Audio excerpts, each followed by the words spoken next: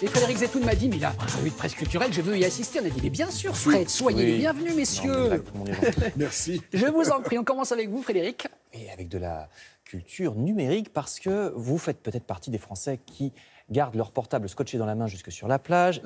Eh bien, oui. Je plaide coupable. Toi, t'es au travail, donc t'en as le droit. Pour une fois, je vous propose non pas de savoir ce qui se passe sur Internet, mais comment ça fonctionne.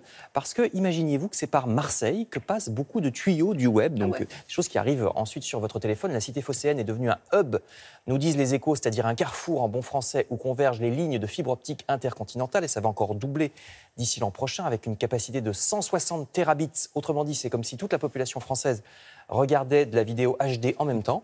13 câbles sous-marins internationaux desservent toute l'Europe de l'Ouest via Marseille. Il y en aura 3 de plus bientôt. Marseille est un des 3 grands centres avec Stockholm pour l'Europe du Nord et Vienne pour l'Europe de l'Est. Nous, on fait l'Europe de l'Ouest.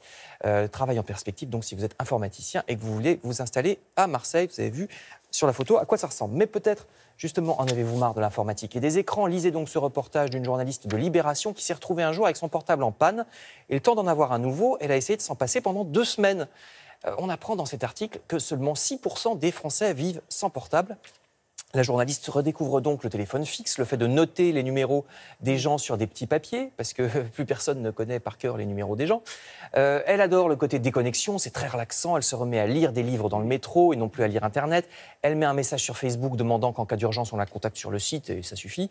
Ce qu'elle n'avait pas prévu, c'est qu'elle se perd parce qu'elle est habituée à chercher les plans sur les plans de ville. Elle se retrouve aussi obligée de donner des rendez-vous précis et d'arriver à l'heure. Sinon, on ne peut pas prévenir. Elle finira quand même par se retrouver un soir sous la pluie devant une porte fermée à clé sans pouvoir prévenir personne. Problème aussi avec des opérations bancaires qui demandent confirmation par SMS. On ne peut plus faire grand-chose sans portable de nos jours. Bonne idée également pour une activité à faire sans portable, c'est toujours dans Libération ce qu'on appelle le plugging, du verbe plocka upp, qui en suédois signifie... Je ne sais pas, je ne parle pas le suédois, mon cher Frédéric. Ramasser. Ah bien. Voilà, c'est une mode qui a commencé. C'est une mode qui a commencé en Suède et donc qui consiste à faire un jogging avec un sac à la main pour ramasser les déchets qu'on trouve partout dans la nature. Bien. Eh ben oui. En plus, on ramasse en pliant les cuisses, donc ça permet de faire les quadriceps. Ça serait encore mieux s'il n'y avait pas des dégueulasses qui jettent leur papier partout. Mais enfin, c'est une bonne initiative.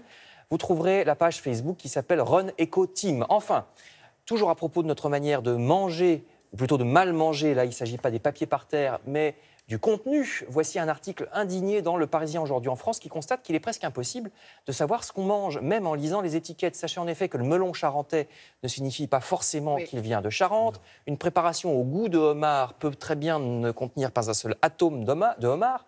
Les crudités préparées en France laissent planer le mystère quant à l'origine des légumes, c'est juste préparé en France. Les saucisses 100% poulet contiennent surtout de la peau et des déchets de volaille. Pareil pour la viande soi-disant des grisons qui n'est que préparée dans les grisons, les olives prétendument provençales, etc.